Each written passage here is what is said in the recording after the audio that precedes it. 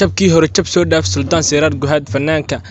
weyn ee gebi ahaan Soomaalida gilgilay heesiisa markuu soo baxo gamaan dadku ka xadreeyaan ayaa gebi ahaanba maanta shaaciyeen uu fankii ka fadhiistay haddaba Suldaan Seyraar Guhaad qof kasta oo Soomaaliya uu garanaya isla heesihiisa gebi ahaan waxay saameyn ku leeyihiin baraha bulshada gebi ahaan Soomaalida halkay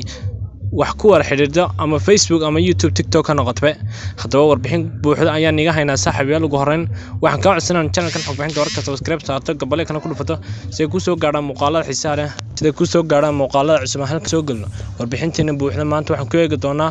gibhan fanaanka weyn ee Suldaan Seyraar Guhaad jabkii hore jab soo dhaafi waxaan Maxamed BK la yaabtaba ama Cabdihani Xaashi Cabdulla ama Xamdeer ama Axmed Biif la yaabtaba maanta ayuu tiir labaad jabay tiirkii hore Maxamed BK haduu fankii ka baxay oo tiir kood ka jabay maanta ayuu Suldaan Seyraarna fankii ka baxay waa tan isagoo cadeynaya ama haddaba waxaan nigu haynaa iyadoo uu soo qoray bartiisa Facebook ku soo qoray waxaana uu dhigay qoraal sida tana gabihaan fankii ayaan ka baxay maanta waxaana mahadsan dhammaan family-gayga iyo dhammaan taageerayaashada soo duceeyay Allahna wuu aqbalay ducadeeda haddaba warbiximo kooban ayaa maalmaha soo socda ama saacadaha soo socda uu baahin doona isagoo qaybaha Facebook ee warbaahinta la wadaag doona isla xadirkana uu ku sugay yahay hoyga fanka ee Hargeysa haddaba warbixintan oo buuxda ayuu maanta isla waqti 2 saacadood ka hor ku faafiyay bartiisa Facebook taasoo ku xiran dad gaaraya 2,000 oo qof oo Soomaaliya sidoo kale Suldaan Seyraar Guhaad ayaa ku dayday oo mareen wadadii ay mareen fanaaniintii hore ee ka baxay fanka sidoo kale wada ogeedeen in maalmo ka hor uu baahiyay inuu ka bixi doono fanka Maxamed BK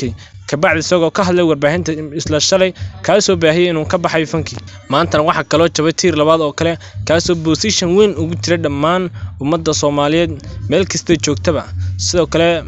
Suldaan Seyraar ayaa soo bilaabay 2014 taariikhda fankiisa halkaas oo heer wacan sanadba sanad ka soo gaaray sidoo kale Suldaan Seyraar ayaa kamid ah fanaaniinta loogu jecel yahay gabihaan geyga Soomaalidu ay degto sidoo kale Suldaan Seyraar wuxuu kamid ahaa wiil dhalinyaro oo badanka farxad galiya ama dardar galiya gabihaan dadka ku xiran ama taageerashiisa sidoo kale wuxuu ahaa fanaan afgaaban oo aan looga baran in uu ama social media dagaal kala dhaxgeen fanaan kale sidoo kale Suldaan Seyraar ayaa ahaa fanaan qalbi nadiif ah haddaba daawada warbixinteena oo kooban halkaas ayaan ku eegi doonaa saaxiibayaal oo horeen waa channel-ka xogbixinta wararka oo markasta u taagan sidii uu soo gudbin lahaa muuqaalada ama tayada leh ee markasta waqti ka galmo saaxiibayaal waxaan leeyahay wixii aragtiya halkan noogu reeb ducadiina waa dhankiina subscribe iyo like la dhaca page-keena Facebook